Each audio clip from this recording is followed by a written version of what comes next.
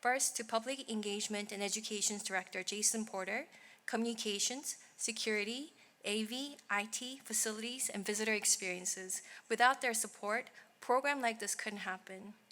This lecture will be recorded and made available online in this coming weeks. And after Yuki's talk, which will last about 45 minutes, we will have 30 minutes of Q&A and discussion. And those of you joining us virtually, we will have time for Q&A and questions at the end of the discussion. So please use the Q&A chat box and to type in your questions and comments. Next slide, please.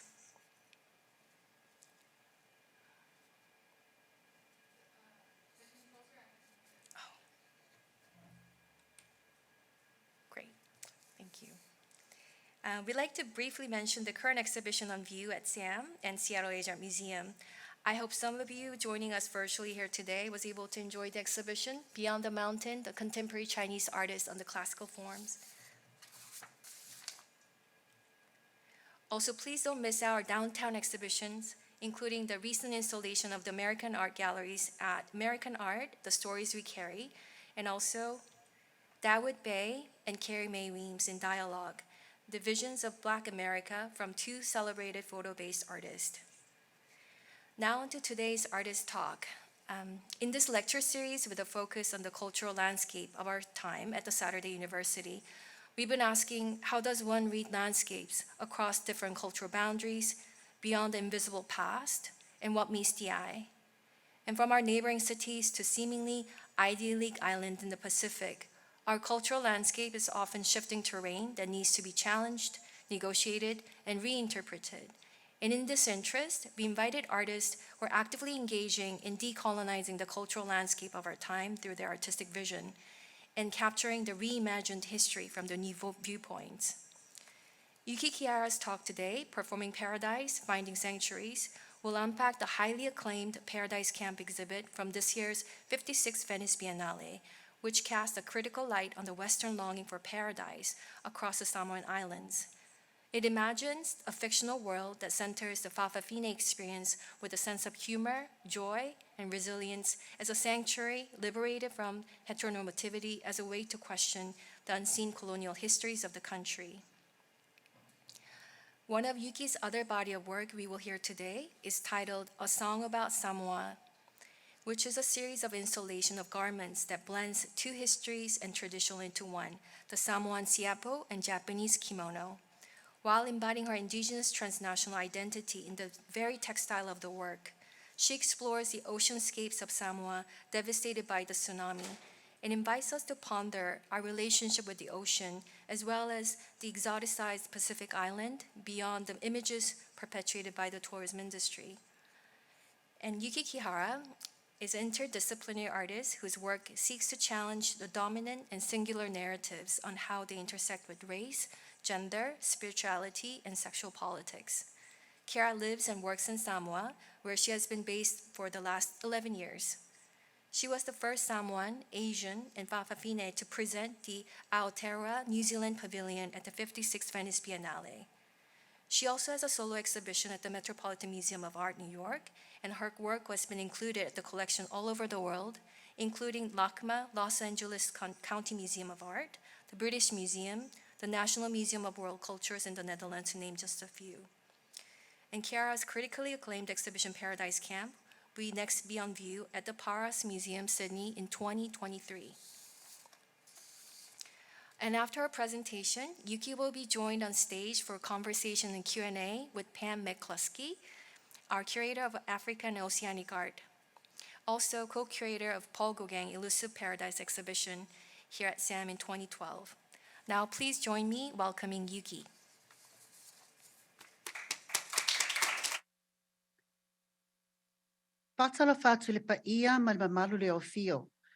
First of all, I would like to give thanks to our creator that has enabled us to come together on this virtual occasion.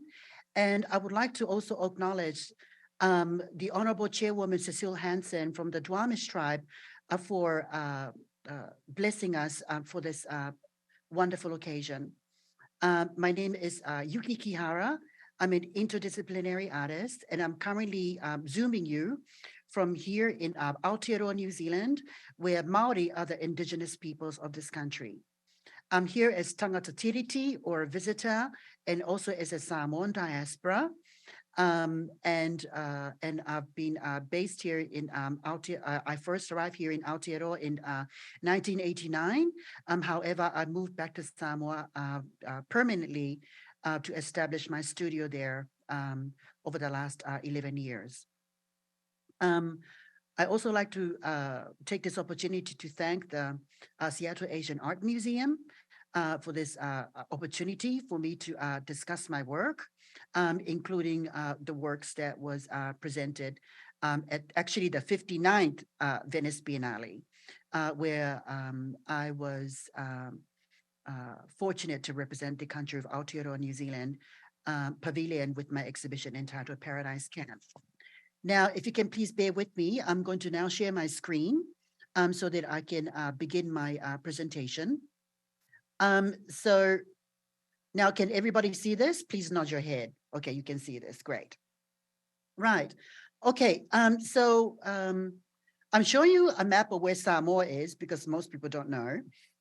So Samoa is an archipelago of which consists of 12 islands. It's located in the center of the Pacific. It's in central Polynesia. And ironically enough, the name of the country Samoa can actually be divided into two compound words. So the word Sa means sacred and Moa means center. So therefore, when you put the two words together, Samoa together, it means the sacred center. So for us Samoans, we believe that the universe actually began from our island. So you can see the map on your left-hand side with the big star. It says Apia. So that's the capital city of Samoa. And I live in the village of Mount Vaya, which is about like maybe 10 to 15 minutes drive from the capital city. And then so in Mount Vaya, my family and I have built a home in a freehold land. So Mount Vaya is not necessarily my ancestral village. So my ancestral village in Samoa is Lauli'i in Tutuila Islands and Fitiuta in Ta'u Island, which is a part of the Manua group. And together they form the American Samoa, the unincorporated territory of that's part of the unincorporated territory of the United States. And my father is Japanese, and he's also from Osaka. Now, when we look at the map of Samoa, it's really rare to actually find the map of the independent state of Samoa and American Samoa together because these two countries are often seen as two separate places, but they're actually one place. You know, we share the same language, we share the same genealogy. However, how they ended up being divided is that in 1899, there was a Berlin Treaty that was signed between the global superpowers, including Europe and the United States, where they divided up, they carved out the world, including the Samoan archipelago. So Western Samoa became the independent. In from 1900s to 1914, Western Samoa was part of the German colonial administration, and then subsequently became a New Zealand, part of the New Zealand colonial administration from 1914 to 1962.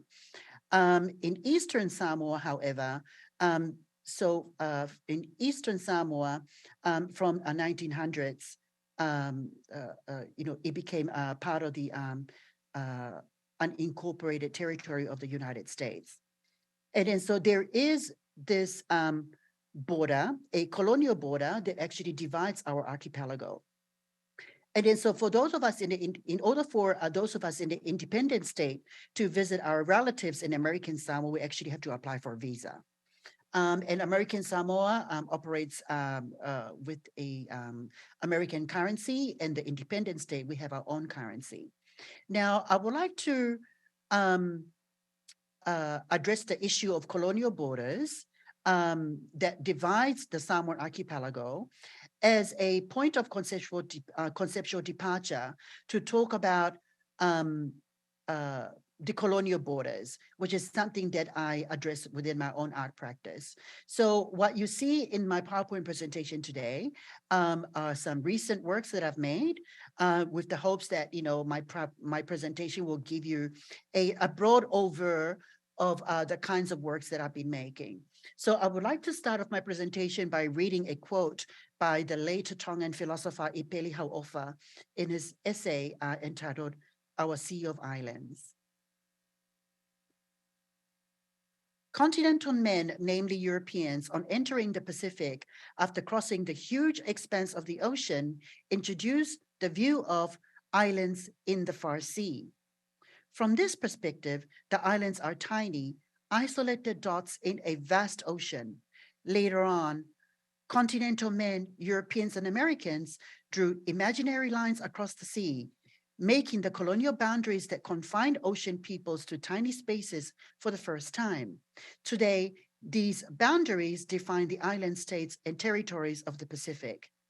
Now, when Ipeli talks about these colonial borders, I would like to also extend the notion of colonial borders to the borders that we now currently live in, that defines geography, race, gender, and sexuality.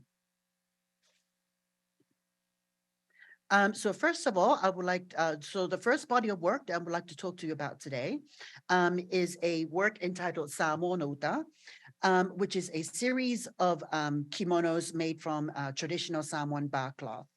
And then so the idea actually came about where when I was actually helping my mother declutter some of the things in our house. Where I accidentally came across a shoebox where I found my Japanese grandmother's kimono. And then the kimono, the color of the silk kimono was brown, and it reminded me of the color of the Samoan traditional bark cloths, which we see on your right hand side. And then I thought about bringing these two textile traditions together as a way to explore the hidden histories between Japan and the Pacific, and specifically to Samoa. Because what I find actually quite ironic is that although Japan, politically kind of aligns itself geographically to Asia, the Pacific Ocean is right next door.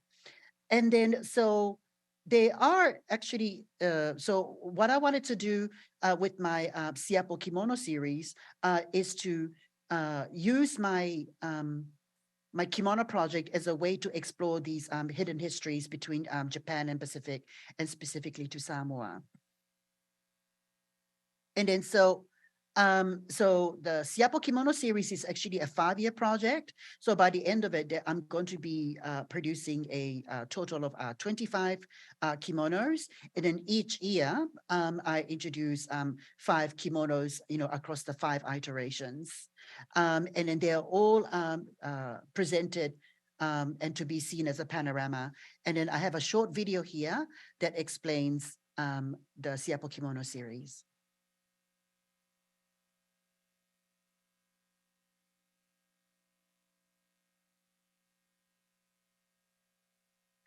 We're excited to have Yuki Kihara here today to present her second iteration of A Song About Samoa, Samoa no Uta, here at Milford Galleries. Welcome, Yuki. It's great to see you again. Thank you, Vanessa, and thank you very much, Milford Galleries, for having me. I'm really excited for this exhibition because we actually have the previous kimonos from phase 1 and the current kimono from phase 2, both exhibited together in this one panoramic installation. So the first 10 kimonos that I have here is the first out of the total of 20 kimonos that I'll be exhibiting later this year. So we have 2 sub-themes in this panoramic installation. We have Vasa Ocean and Whanua Land, and we have 2 more installations to go. The phase 1 sub-theme of the Siapo kimonos, entitled Vasa or Oceanscape, talks about the current state of the ocean, the surrounding ocean in the Samoan archipelago. And where you see the ocean here is connected to the land in Samoa.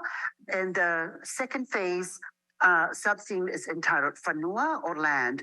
And it talks about what's currently happening on the land in Samoa, where you see water that is subsuming the island through extreme floods that recently happened in Samoa a couple of months ago. I physically witnessed extreme floods myself. What you actually see is that the heavy downpour of the rain refuses to recede into the ocean because the ocean is high tide. So the high tide ocean actually holds the water from actually receding back. And then what you see is that the whole township of Apia drowning in water. These extreme weather events has an impact on the tourism industry, where you have here a luxury resort that is being impacted by these natural disasters or the extreme floods. You have the main town clock also being tipped over, smashing into the resort. And of course, these are all fictitious narrative, but it also functions as a forewarning to what can happen if we keep on going the way that we are now with regards to how we actually treat the environment. I'm also exploring the notion of aidscape that was first coined by Dr. Masami Tujitsa Levy, who is a development studies scholar. And then so Masami-san talks about the aidscape, where these influx of foreign aid projects in Samoa is actually slowly changing the aesthetic landscape or the cultural landscape in Samoa. And what I find it really ironic is that a lot of the aid countries, such as Japan, Aotearoa, New Zealand, and Australia, although aid projects are supposed to benefit Samoa, but these countries are also emitting excessive carbon CO2 levels that are actually triggering climate change. So the bull that you see in this particular kimono, for me, symbolizes two things that are both locally and globally connected. So in the local context, there has been a lot of activities around trying to stimulate the agricultural industry in Samoa, one of which is to actually export the bull into the island so that we can populate them to help grow our agriculture. Unfortunately, these bulls are also travel over with weeds in their stomach, where these weeds are also spread across the island through the poo that they excrete across the farms in the island as well. So it's actually introducing invasive weeds into the island. Secondly, the bull is also something that you see in Wall Street. So it's all sort of, linked to this symbolism of capitalism. Can you tell us about this scene? So this particular scene here talks about the development of the tourism industry and how it's impacting the local environment. So you see this particular manumea bird here, which is an endangered pigeon in Samoa that you can only find in our island. And the manumea bird here is surrounded by these vines that are called fuefuesina. So fuefuesina is a vine that was actively used by medicine women in the island for curing children that had measles. And recently, as you know, we had the big measles epidemic in Samoa. And then so you have these invasive weeds that are trying to sort of compete for space with indigenous medicines in Samoa. So over the last year, you've spent a lot of time in Samoa. Has the pandemic informed your work in any way? In a way, I was actually able to work with the confines of the lockdown, particularly with the beading part, because I really involved people in my family in the beading process. So all the narratives that were shared during the time of our beading, I feel like it's all kind of like imbued in the kimonos that we have here today. So with this suite of works, what is the outcome you're hoping for? I'm hoping that what this suite of kimonos is going to do is to form as a provocation and also a call for action, for us to really think about the way in which that we are living in the world and consuming the world and how it's all impacting our environment today. Well, thank you, Yuki. It's wonderful to have you here today to talk about this amazing series. And we're looking forward to the next iteration that's soon to come.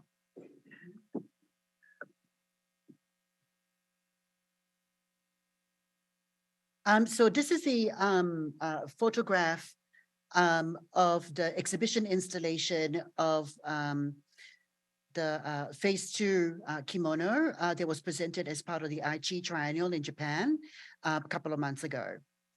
And this is the first time that these kimonos were actually exhibited in Japan. And I'm very, very happy with the presentation. Ironically enough, the Japanese house where my installation took place was a house where they actually produced kimonos. So I find it, very ironic that I'm able to, exhibit my version of the kimono from Samoa, at a venue in Aichi where they actually produced kimonos, which is great. It's a lovely coincidence. Now I'm going to talk to you about the work that I presented at the Venice Biennale with my exhibition entitled Paradise Camp. So the title Paradise Camp is derived out of two words, paradise and camp. So I believe that the notion of paradise as we understand today is a very heteronormative construction that is derived from the story of Adam and Eve in the Garden of Eden. And then so what I wanted to do is to challenge that notion by deploying the aesthetic of camp to challenge the idea of this heteronormative paradise. And then the idea also came about on the occasion of my solo exhibition at the Metropolitan Museum of Art in New York in 2008. Where I had the opportunity to have the whole the museum to myself at early hours in the morning, where I saw the paintings of Paul Gauguin for the very first time. And so prior to actually seeing Gauguin's paintings, I only saw them in like umbrellas, T-shirts, and souvenirs. But when I actually saw the painting of Paul Gauguin for the very first time, it reminded me of an essay that was written by emeritus professor and Maori scholar. Her name is Ngāhuia Te Kotuku, who presented a paper at the Paul Gauguin Symposium at the Auckland Art Gallery, Toyotamaki in 1992, where in her paper, she described how some of the models in Paul Gauguin's paintings may have been Mahu. So Mahu is the Tahitian version of the indigenous third gender community, which is very similar to the Samoan concept of Fa'afafine, which is the Samoan version of the so-called third gender community. And then so in Samoa, it traditionally recognizes 4 genders. And then so we have Tane, which is a cisgender man, Fafine, which is a cisgender woman. We have Fa'afafine, which is 2 compound words. So Fa'a meaning in the manner of, and Fafine meaning woman in the manner of a woman, which is applied to those assigned male at birth who express their gender in a feminine way, like myself. And we also have Fa'atama, which is a reverse of Fa'afafine, meaning in the manner of a man. And then so together, we are the 4 culturally recognized genders in Samoa. However, we're not legally recognized. So I'm going to tell you a little bit more about that later. And then so I'm going to draw your attention now to the photograph on the top row in the middle, where I'm standing in front of the Paul Gauguin paintings. So when I looked at the painting and began pondering on Ngāhuia's essay, when I looked at these 2 paintings, they also reminded me of my Fa'afafine friends, in Samoa, and together with the landscapes in Samoa. And then so that kind of really irked me of how, many of his paintings reminded me of people and places in Samoa. So what I did is that I actually did some research in looking at the photographic practice of New Zealand colonial photographer by the name of Thomas Andrew, who set up his photographic studio in Samoa in the early 19th century during the colonial administration of New Zealand colonial administration of Samoa. And so what I found is that although Gauguin never came to Samoa, because in the Pacific, he only traveled between Marquesas, Tahiti, and Aotearoa, during the during the during the late 19th century. And although he never came to Samoa, I actually found photographs of Thomas Andrew that very much resembled the paintings of Paul Gauguin. So these are the so if I can please direct your attention to the series of images on the bottom row, where on your far left you have a photograph of a Samoan gentleman with the customary pea or traditional tattoo, where his composition has been lifted into a figure in the middle in a painting entitled Three Tahitians. And then so what I did is that I sliced them up together and then see if they would match. And then this is the result of it, where you see an image on your far right-hand side, where you can see that you can clearly see that the composition in the photograph is mimicked in the painting, to the point where Gauguin actually successfully mimicked the shadows in the back that continues onto the photograph. And then so when I actually made so this is one of many discoveries that I've made that actually directly and indirectly connects Paul Gauguin and Samoa. And there are many other more examples. And I think how it all happened is that on the second to his last trip to Tahiti, Gauguin had to transit in Tamaki Makaurau, Auckland, in 1895 for 10 days. And then so so during his time in Tamaki, he visited the Auckland Museum and the Auckland Art Gallery. And then he made sketches of Maori taonga or Maori wood carvings that are seen in his sketches. And then so I think that it was actually during his time in Tamaki in Auckland that he may have actually collected these photographs of Thomas Andrew. They were already in active circulation across Aotearoa, New Zealand, particularly in the tourism market. So I think he may have just like picked it up without giving any care for where the images came from or who the people were in these Thomas Andrew photographs. Took him back to his studio in Tahiti, where these photographs became a foundational reference to some of his major paintings. So I talk a little bit about this in a video work that I produced entitled Gauguin in Samoa. And then so now I'm going to show you a short video, which starts off with the tour of the Paradise Camp exhibition in Venice, followed by a video work where I disguise myself with prosthetic makeup as Gauguin and having conversation with myself as the artist Yuki Kihara.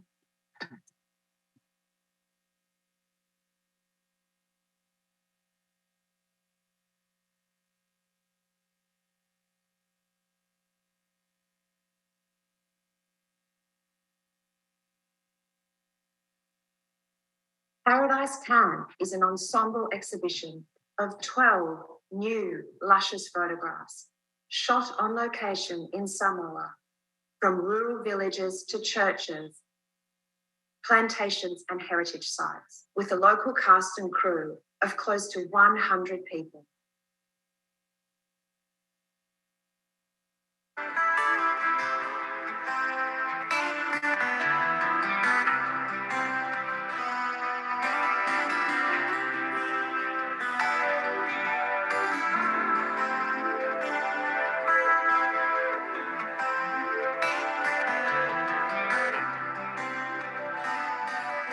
Yuki's photographs repurpose and upcycle paintings by Paul Gauguin, created during his time in Tahiti and the Marquesas.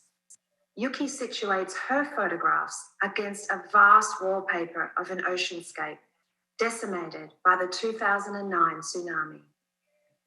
The suite of photographs is accompanied by an archive section highlighting Yuki's deep research in Polynesian queer histories.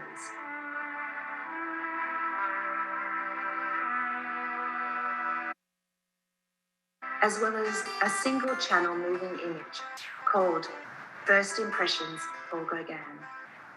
Perhaps the most astonishing photograph is an elaborate portrait where Yuki returns indoors to a studio in Auckland, casting herself as Gauguin. Through this ingenious role reversal, Kihara commands her own space within the traditions of art history, while upending the conventions of portraiture itself. By addressing the intersectionality between decolonisation, identity politics, and environmental crises, Paradise Camp takes the tempo of our times from a staunchly Pacifica perspective.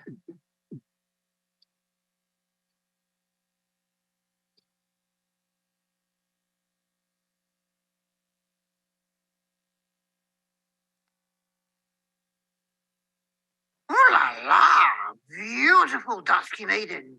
Magnifique. Talofa. My name is Yuki Kihara. I'm an interdisciplinary artist of Samoan and Japanese descent. I was born in Samoa, but migrated to New Zealand, and I have a joint citizenship of New Zealand and Samoa. Oh, bonjour. Je m'appelle Paul Gauguin.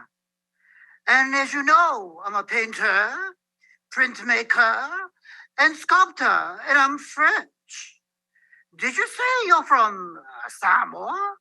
Is that close to Tahiti? I lived in paradise with the savages of Tahiti and the Marquesas for the last 10 years of my life.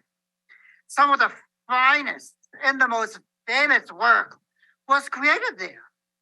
Yes, I'm familiar with your works inspired by Tahiti and the Marquesas, but I couldn't help noticing that although you never stepped foot in Samoa, you based several of your paintings on photographs of people and places in Samoa, where I come from, but you pass the subjects off as Tahitians. Samoa? No, I don't think so. I was never in this Samoa. What about sacred waters? Isn't your painting inspired by a photograph taken in Samoa? Maybe you saw this postcard when you were in Aotearoa, New Zealand back in 1895. Oh, oui. I did visit the Auckland Art Gallery on my way to Tahiti the second time. I made some beautiful sketches of that Maori art.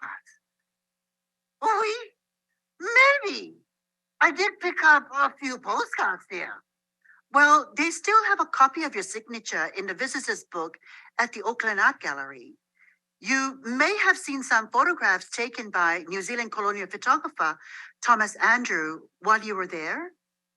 Some of his photographs are in your journal, Noa Noa. And the guy in the middle of your painting, 3 Tahitians. Interesting, don't you think? Well, yes, that is interesting, but I... Follow my old Paul. It's been great to catch up, but I have to go. I'm representing Aotearoa, New Zealand at the 59th Venice Biennale with my own exhibition, Paradise Camp. So fasui fua.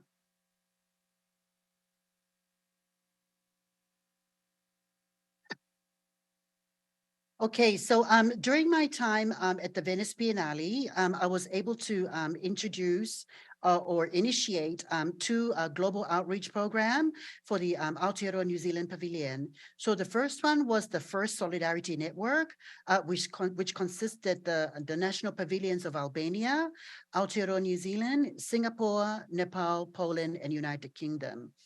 And then so the criteria of joining the First Solidarity Network is that you had to be a first-time participant as a national pavilion in the Venice Biennale, or you're also representing a marginalized group in your respective country. And then so we had a variety of activities, including a series of Zoom in leading up to arriving at the Venice Biennale for the install. And the idea of the Solidarity Group is really to, form an alliance and solidarity with each other, not just to sort of, share tools during install, but to also, offer each other advice with the progress of our publication, fundraising and freight and install and working closely with the La Biennale office. And the photograph that you see on your right-hand side is when we this is like maybe a week before the actual vernissage, where the members of the Solidarity group came together for the first time after meeting over Zoom for so long.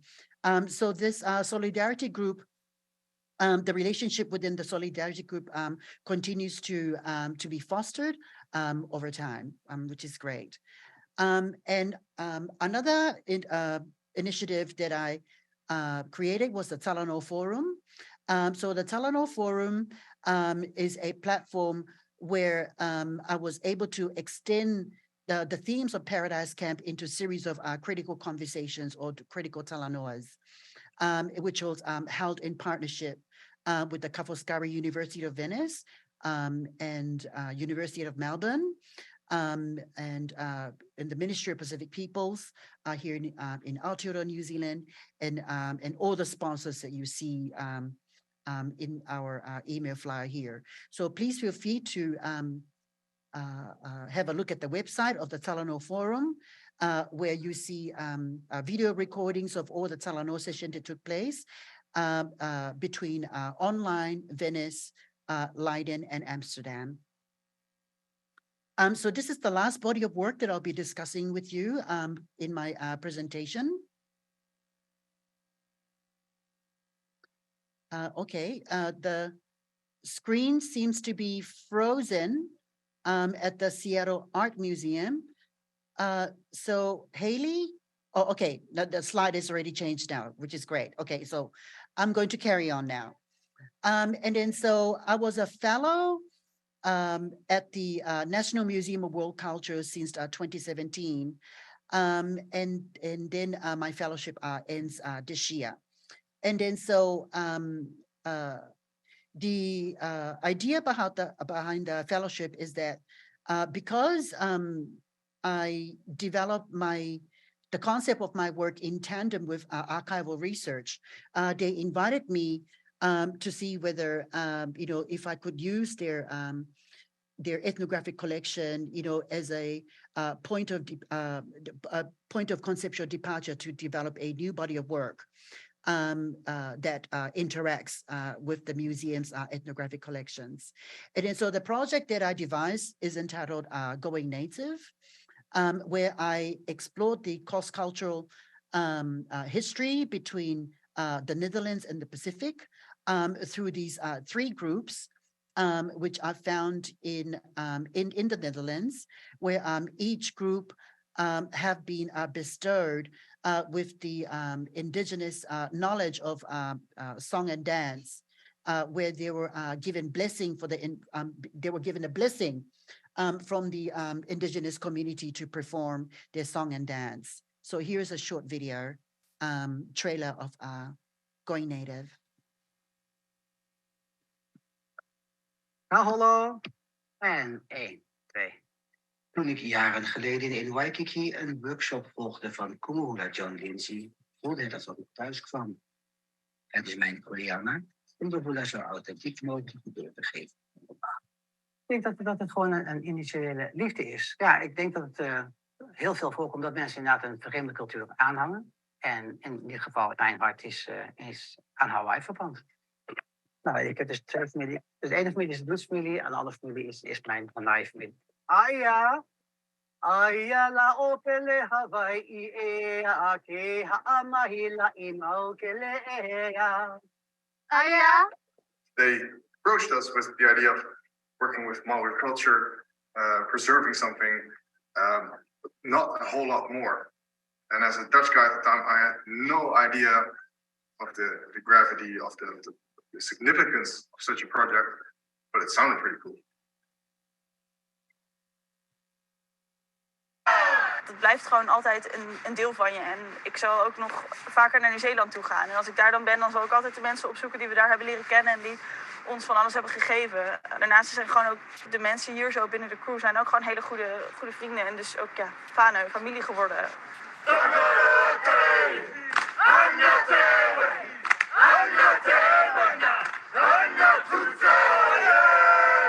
omgang met de mensen daar heeft mij hier een grotere waardering gegeven voor de plek waar ik vandaan kom. Ik ben geen Aboriginal, ik wil geen Aboriginal zijn. Ik ben geadopteerd, niet geïnitieerd. Ik zal altijd een kleuter blijven als ik daar rondloop, want die grote wijze mannenkennis, die zal mij niet gegeven worden. Dus accepteer gewoon en waardeer gewoon waar je dan wel vandaan komt en waar je dus wel kennis van hebt. Welkom op mijn land.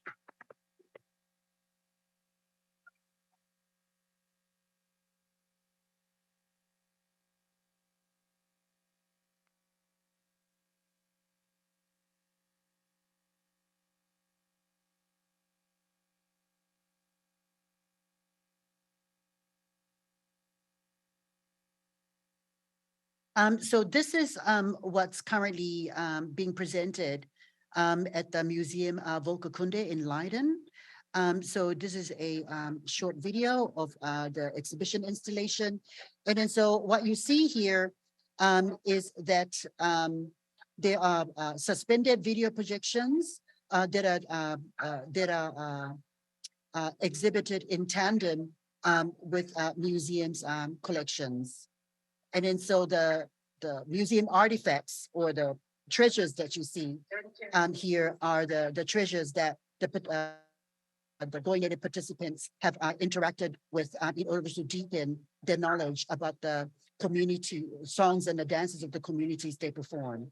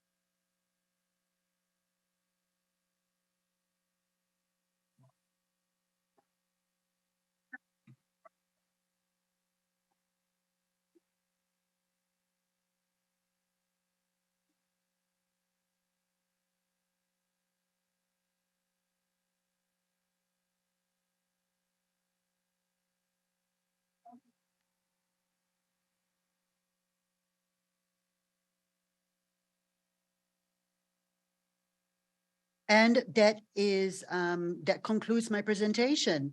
So thank you everybody for coming along with this journey of my presentation. And now I hand it back to Pam and Haley over at the museum. Thank you.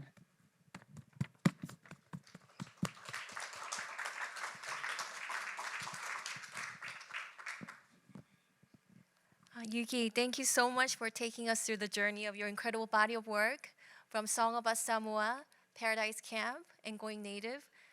They are like each of their own of its universe and kind of connected in some ways. So thank you so much. Before we start our discussion, I'd like to just say to our online audience, if you have any questions, type in your questions and comments in the chat box, and we'll go through them after the discussion between Pam and Yuki, and opening up to the floor. Well, so Pam, perhaps I thought we could start with your thoughts and comments for Yuki. Okay, sure. Hi, Yuki. What I wanted to reflect upon was the fact that you not only did this exhibition, but you produced a book that is available that provides a sense of how deep your homework has been, and that you discovered things that we never knew about, even though we did a major exhibition on Gauguin and Polynesia 10 years ago. I'm shocked that we did not know about that 1992 essay, which is so revealing, because when you walked through the Gauguin exhibition, there were so many times when the portraits seemed to have a melancholy and a sense of disconnection that you couldn't quite understand. But now, through this work, there's just so many of the unanswered omens in that exhibition that I now truly feel I have a better handle on, and thank you so much for that. But also thank you for just providing a depth of dedication to this notion of paradise. And one of the things that came up in looking at what you did at Venice was the notion of, Gauguin was inspired when he went to the World's Fair in 1889. And we don't have World's Fairs anymore, but we have these biennales all over the world where artists are introducing what it is to be in a creative relationship with a culture. And what is the effect of your exhibition today on Samoan tourism? Do you have any idea if it's raised the bar and raised a notion of this is a place to go, or has it not seemed to happen? Well, the thing is that while Paradise Camp was happening at the Venice Biennale, the Tour Samoa rugby team was also, touring, touring the world with rugby tournaments at the same time. And I think that rugby may have drawn more interest in Samoa, more so than Paradise Camp. However, Paradise Camp has been visited by close to, 500,000 people.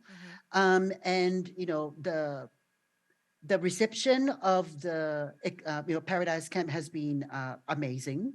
We had Paradise Camp being profiled in CNN, Financial Times, The Guardian, Alley Magazine, so on and so forth. So the reception has been amazing. I had trans and gender non-binary artists who came to visit Paradise Camp and would almost cry at me and said that, Yuki, we've never been to the Pacific and, I don't know where Samoa is, but they felt really represented by Paradise Camp. And then which is wonderful, but I actually made Paradise Camp primarily for the Fa'afafine audience. And then so all the models that you see in Paradise Camp are, I know them all, they're friends of mine. And I actually made Paradise Camp so that I could empower the Fa'afafine community, as because they are often a community that's been marginalized by the art world. And I wanted to use my fortunate position in, exhibiting at the world's most prestigious, art, a visual art exhibition, to talk about, this community that I belong to, who, where their contribution is often forgotten about in the local context.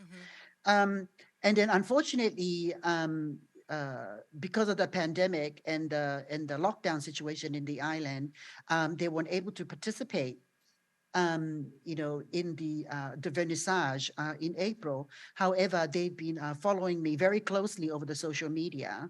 And then, and they're all looking forward for when Paradise Camp actually tours Samoa in 2024. But just with that social media alone, I've been getting, an amazing feedback, from the models that participated in Paradise Camp. And then, so I kind of feel like, if I made them proud, I think I've done my job as an artist. Yeah, definitely. And so the Paradise Camp is going to travel to the Powerhouse first in Sydney. And how long will it be up there? Paradise Camp at the Powerhouse Museum in Gardigoland, Sydney opens on Friday, the 24th of March, and closes on the 31st of December. So we have a 9 months exhibition season. And then, so how when I was in Venice, I did the Talanoa Forum for 3 days. Now we're going to try and stretch the Talanoa Forum throughout the 9 months, so that we're going to have a series of activities presented in association with Paradise Camp, across the 9 months exhibition. Wonderful. And then it's going to travel in Samoa to which museum? The thing is that because of the the nature of the exhibition that involves nudity. I don't think that I'm just very skeptic that our national museum in Samoa might not take it. Yeah. However, I'm looking for uh, uh, exhibition spaces and public interventions in presenting Paradise Camp in Upolu Island. So I'm going to be presenting it in the Alipata district, which is very close to many of the villages that we used for Paradise Camp. So yes, watch this space. So if you keep visiting my my website, www.yukikihara.ws, then you can keep updated with where is Paradise Camp going to next. And then hopefully somewhere in Turtle Island, the United States of America. All right. Well, keep us posted on that, please. Yeah. If it's a possibility, let us know. The other question and comment that I have about the book is that you do introduce several Samoan concepts and notions that were new to me. One being the House of the Spirits. Can you talk a bit about that?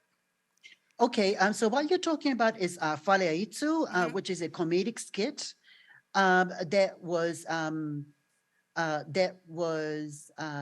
brought together by a group. So how the idea of Faleaitsu, this comedic skit, came about is that many moons ago, there were a group of men in the village. They were dissatisfied with how the village was being run by the high chief, and so because of the because of the hierarchical nature of Samoan society, many of these untitled men felt that they didn't have the authority to speak on such matters to the high chiefs. So what they did is that they came together and performed a comedic skit that would become a critique to some of the urgent issues that they needed to be addressed in the village. And then so it's comedy as a form of political satire, and that's what House of Spirits is about. And humor is something that runs through quite evidently in Paradise Camp.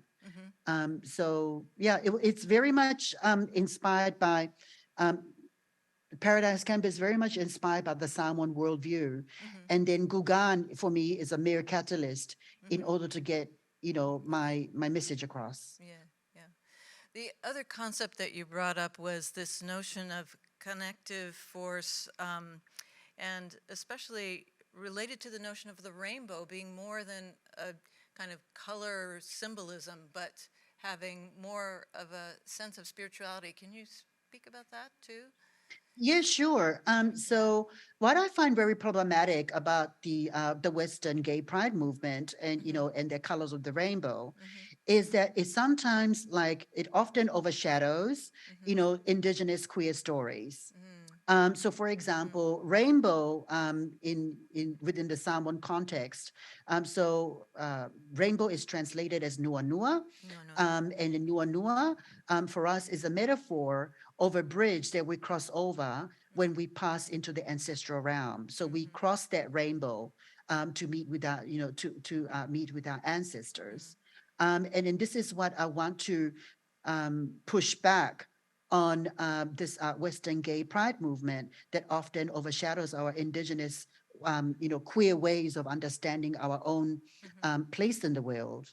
And while I have the, utmost respect for many of social justice movements, I kind of feel like, indigenous queer identities is something that continues to be marginalized by Western pride movements. Another part of the subtitle of your book is about envisioning sanctuaries. And I kind of thought about how, especially the array of kimonos, the notion of what you wear being a sanctuary for your body, but then also in a collective way, when you use cloth, you can infuse a space with a new awareness and a sense of safety and a safety net that is encompassed with the designs of the cloth that are healing for you. And I wondered how you came up with this sense of the sequence that you're going to do. So you're doing 5 every year, and then it's building over time. And how did that come about? So there's going to be a total of 25 kimonos. And then so when I tried to figure out, how many kimonos I'm going to produce each year under a specific sub-themes. When I thought about the narrative, I kind of felt that one kimono wasn't enough. Even 3 kimonos wasn't enough. And I kind of felt that in order for me to tell a solid narrative, it had to be a panoramic design across 5 kimonos, which is like very ambitious. Yeah. But once I received Arts Council support, to develop, to research and develop the series, I was confident that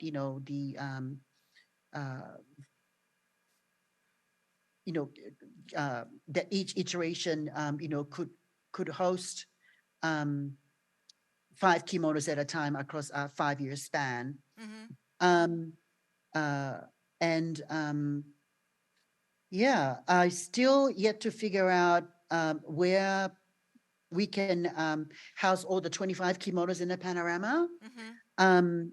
But the first set of kimonos, which is phase 1, which is called Vasa, was recently, presented in Taiwan. And, the phase 2, Whanua, was presented at the Aichi Triennial. And then phase 3, which is called Moana Pacific, is going to be presented at the Gwangju Biennale. And so I'm currently working on phase 4 and phase 5 right now as we speak. And they will both be presented together at the end of next year here in Aotearoa, New Zealand. Those kimonos are not worn. They're therefore I see them as textile sculptures presented, for the sole purpose of aesthetic appreciation. So they are not to be worn. But again, this is when I'm interested in, blurring the boundary between sculpture and clothing. Right. Because siapo, is essentially made to be worn. Right. So I'm treating the kimono like origami sculpture. But once when this origami sculpture is beaded, then it has then it gets fused with a textile narrative. And then so I'm really interested in blowing this this boundary between textile,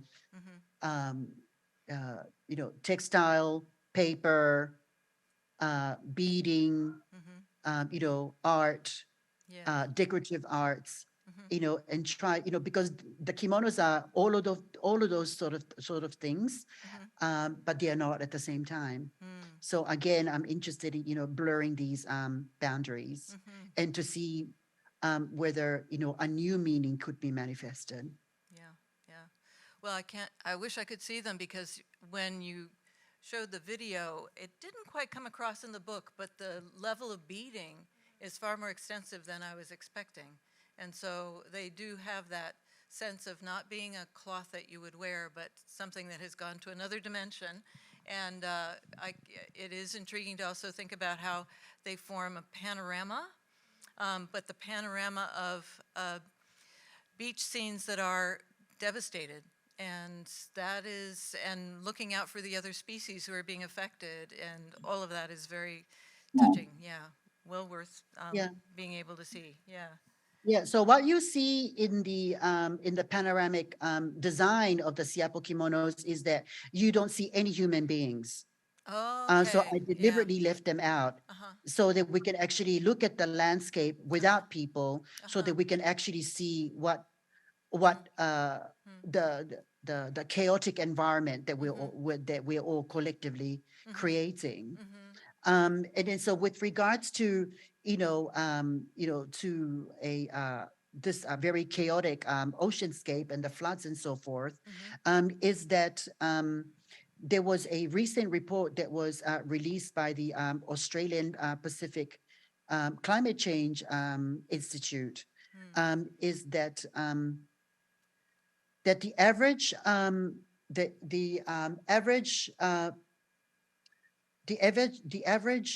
measurement for sea level rise is about is like 2.8 to 3.5 millimeters per year, while Samoa actually experiences sea level rise of up to 4 millimeters per year and rising. And then so 80% of our so the total population of Samoa is about 250,000 people, and 80% of the population actually lives alongside the coastal areas. And then so when you're living in a coastal area and you have the sea level rise happening, that are intensifying every year, then we all have to, and now you have many villages actually moving towards inland, even further deep inside the inland, which gets close to the mountain where, we are under threat with possible, erosion that happens with the mountain as well. So we're kind of like trapped between the erosion and the sea level rise. Yes. And then so when that happens, like, where do we go? Right. Well, and has it been accompanied, the climate crisis, with the sense of storms being exacerbated and more voluminous and intense than ever, or has that not happened? So it has intensified over the years. So every year, I have to, I call it climate change proof. So every year I have to climate change proof my family home, because I live with my mother and my auntie in Samoa. And every year I have to climate change our house, climate change proof our home. And then because we live up in a mountain and there is a threat of erosion, now I'm actually thinking about moving. Yeah, because I'm kind of thinking that perhaps maybe it's cheaper to actually move into a house, to a new home, rather than actually spending all this exacerbating amount of money, fixing our house every year. And then the cyclone season in Samoa is actually from November to March. So we're in the cyclonic season right now as we speak. Yeah, waiting to see what might come. Well, I want to jump ahead to the Going Native series that you did. The notion of the Dutch taking on all of these identities and adopting them and being adopted, and then working through the Museum of World Cultures we've talked about Wayne Shorter, what an amazing leader he is of that set of museums. And will that unit ever travel, do you think? I mean, those series of videos on their own? So there has been some expression of interest for touring. And funny enough, it actually comes from the places where these it's the expression of interest to actually present these videos are coming from the places, the countries that have been profiled in Going Native, which is like in Hawaii, Aotearoa, and in Australia. And, I have artists from these places that are asking me, Yuki, I think that, you should really bring that video and show it in our country so that, so that the settlers can actually see how to treat their own indigenous culture, which I kind of find it really ironic. Yeah, definitely. But what I wanted to do with Going Native to explore explore this fine line between appropriation and appreciation, and where you draw the line. And what I found really amazing about this group of people is that they were given the blessing to perform these cultures. So it's not just, straight up, appropriation. And the thing is that the reason why I chose the title of Going Native, because it has a really derogatory meaning, you know, because it creates this binary between you know, civilized and the uncivilized, and then going native means that, you know, you go to the bush and you somehow become you know, and the association of indigenous culture to being uncivilized. So by profiling this group of Dutch people who are non-indigenous, you know, to the country, you know, to the place that they are performing, they're actually going native in the right way, if you know what I mean. And then what's amazing is that they were able to grasp to the core principles of these cultures and then infuse them into their own private life, Right. Yeah. Yeah. which I think is great. Yeah. And then I'm looking to continue expanding on the idea of going native and looking at other non-Pacific or non-oceanic cultures that are actually practicing indigenous cultures. So watch this space. Okay, great. The other thing that you and I explored the other day, you mentioned you'd look through the Seattle Art Museum's holdings, and online it does show evidence of our Polynesian collection, but we are without anything from Samoa.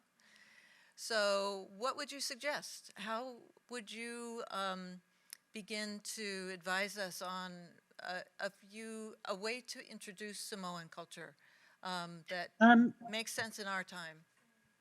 Well, thank you, Pam, for raising that question. I believe that there is an opportunity for the museum to actually hold a public consultation with the Samoan community and then to see what is it that the Samoan community would like to see from their culture in your museum. Right. Yep. Do you Yeah. know, given that you spent this time at the World Cultures Museum that have such an amazing amount of holdings, do they lend very often, or do you know? Yes, they do. I mean, you know, there were many things that I wanted to learn for my Going Native exhibition, but it was already on loan for other touring exhibitions. Yes, yeah. For example, there is a beautiful whale's tooth necklace that I wanted to include in the Hawaiian part of the exhibition, but it was already on loan. But yeah, they have an amazing array of objects, you know, in the museum. But because it is a ethnographic museum, Right, you know, a lot yeah. of their collecting is really tied to the ethnographic research. Right. Yes. Yeah. So I'm not really sure about the mandate of your museum, Right. and what it serves, but you know, I do hope that your museum actually capitalize, you know, the growing Pacific community in Seattle, Yes. and maybe perhaps this co-consultation and co-acquisition could be something that you know, that could both empower the community as well as the museum.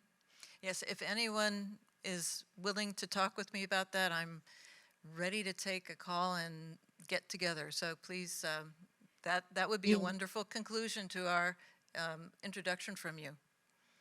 Yeah. Thank you. All right. And it looks like we have a few questions, maybe? Yeah. Okay. Does anyone have questions from our in-person audience? You could raise your hand. We could repeat the question to the mic so Yuki can hear. While you're thinking about your question, I'm gonna go through some of the questions on our online audience. Forgive me if I'm mispronouncing your names.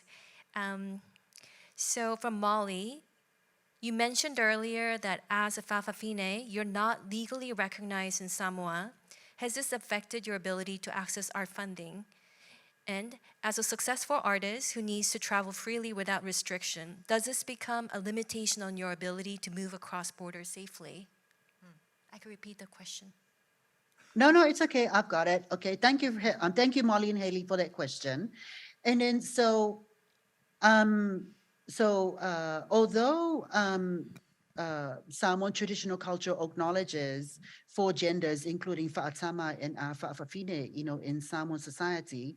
The reason why we're not legally recognized is because during the colonial administration of Samoa between 1914 to 1962, on the eve of our independence, the paternalist view of the New Zealand colonial administration is that in order for Samoa to become an independent nation, it had to be heteronormative. That meant that they actually needed to get rid of the Fa'afafine community by way of introducing the Crime Ordinance Act of 1961, which directly targeted the Fa'afafine community with these 2 laws. So one law was the banning of impersonation of a woman by any male in public, and the second was homosexuality. And then so anybody that was caught breaking these laws were fined and imprisoned up to 6 months. And there are documents and there are records of this happening. And there are also oral accounts of a group of Fa'afafines in Upolu Island who actually sought exile in American Samoa because of this law. And then thankfully, there were a group of 3 Fa'afafine lawyers who were able to come together and to successfully abolish this female impersonation law in 2013. So it's still recent. However, the homosexuality law continues to be active and illegal. However, it's not imposed. It's not imposed aggressively. However, with the future changing government, they can activate that law, anytime they want. So I'm hoping that the return of Paradise Camp to Samoa could serve as a catalyst to perhaps open up this conversation about not just sexual freedom, but the level of respect that the level of respect that we should have, for our own family members, who could be part of the Fa'afafine community. And then so in my Samoan passport, I'm legally known as an M for male. And then, so a couple of years ago, so I'm a dual citizen of New Zealand and Samoa. And so in order to represent the Aotearoa New Zealand Pavilion at the Venice Biennale, the artist has to be a citizen of that country. So I'm a dual citizen between Samoa and New Zealand. So in my Samoan passport, my sex is legally recognized as an M with male, while in my New Zealand passport, a couple of years ago, when they introduced the gender X, I went and got my gender corrected, my sex corrected from M to X, because that's I felt that was perfectly defined who I was. However, maybe 7 or 8 years ago, I had to travel to the Lax airport to go to Europe somewhere for a project. And then I was actually traveling with my New Zealand passport with the X at the time. And then so when I was at the Lax airport with my X passport, because the US government didn't acknowledge the X, they actually had to take me to a separate room and then strip search me. And that was like a really humiliating experience. So as soon as I got back to Aotearoa, New Zealand, I immediately changed my sex to an F. And so when I travel around the world with an F, including traveling to Venice, I had, like no troubles in, going past any security borders at the airport. So when people ask me, what the F stands for in my New Zealand passport, I say it's F for Fa'afafine.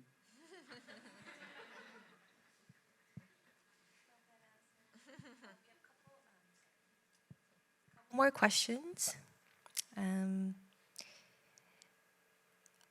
Ilea, this is more of a comment. The physical choices of image on the kimono and the beading is almost like a time machine, looking forward and backward, origami of time in a way. Thank you for it's a food for thought. So it's a comment. And this seems like a question that Yuki already answered. I'm just going to repeat. Was there any pushback from the Polynesian about Dutch performing the traditional dances and the haka with a background of Dutch colonialism, which you answered in previous conversations? Yeah, well, when I began sharing the trailer online, everybody was up in arms about like what is Yuki up to this time? But I've asked all of them to actually watch the trailer right to the end, and they would realize that each of these dance groups were given blessing to perform them. And then the thing is that I don't actually make the documentary public online. They are only available when people actually physically visit the exhibition. So if you want to know more, then you have to come and visit the exhibition to see the videos in context, with in context to the exhibition that are there to be presented alongside the Biasina, the Taonga, or the treasures, from those cultures that are being represented in the video. This is a great comment from Dana. There's a large Samoan community in Seattle. It would be wonderful for Sam to acquire in the area to connect with the community. And someone else, Molly also mentioned Sam could work with Utopia Washington. Welcome those members of Utopia community. There are some comments here, and also thank you for a vulnerable and personal response, Yuki. And I would like to open up to the floor and get some questions, Yuki. Please go ahead. You could tell us, I think. Well, first I want to say thank you for being here. My ancestral land is also in Manua. My mother is from Palaisao, but I was raised in Nu'uli.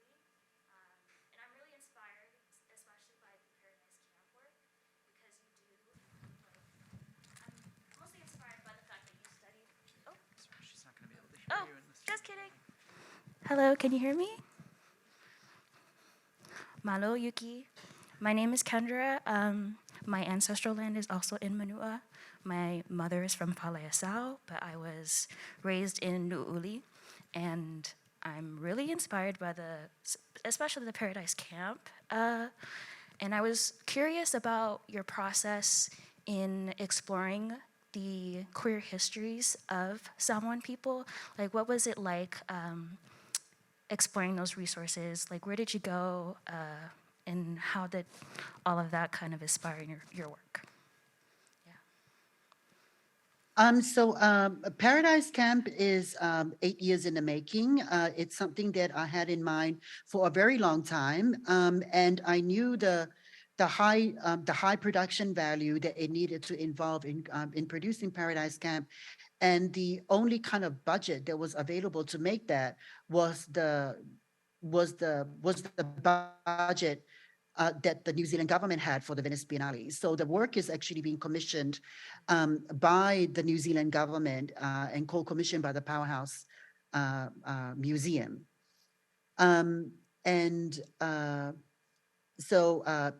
It's been 8 years in the making, meaning that it took a while. The reason why it took that long is because I needed the support on the ground in Samoa, in Upolu Island, to make it happen, because Paradise Camp involved over 100 people. And what you don't see in Paradise Camp is actually like behind the scenes stuff.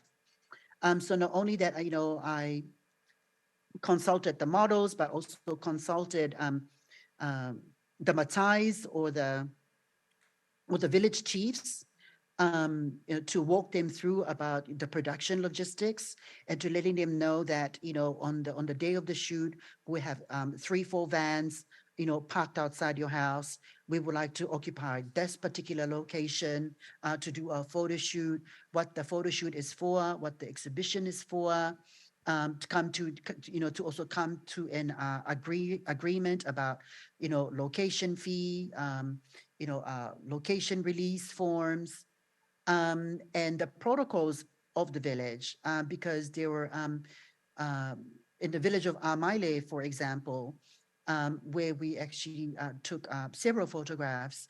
The protocol of the village is that when you're out in public, everybody had to wear sulu, like everybody had to wear an ear and wrap around their waist at all times, while the shoot was taking. So each village has its own protocols, and I needed to make sure that I went through diligently about the requests of the village, and how they wanted to benefit from it. And given that Paradise Camp in Venice attracted close to 500,000 people, many of these people are now asking me, when is Paradise Camp touring to Samoa, because that's when they want to come and see Samoa, for the first time. They want to go to this place where Paradise Camp talks about, which is great. So I hope that answered your question. Anybody else in the audience? Any questions, comments? Well, I think, We'll wrap it up. yeah. Yeah. Well, thanks everyone who made it here on this dreary day, which is saturated in all dimensions. But we are mostly so appreciative of your time, Yuki, and being able to provide a different vision for all of us to begin to learn from. And I hope the museum truly does follow up. And I am available at any point to be a conduit if there is a way that we can do more. And hopefully we'll get to see you in Seattle someday, and be able to look over another wave of your work, which is truly astonishing to see how you've reached this crescendo, and then there's another yet to come. And I will be watching your website for sure, and hopefully get to see you maybe in Sydney at one point. All right, but thank you so, so much.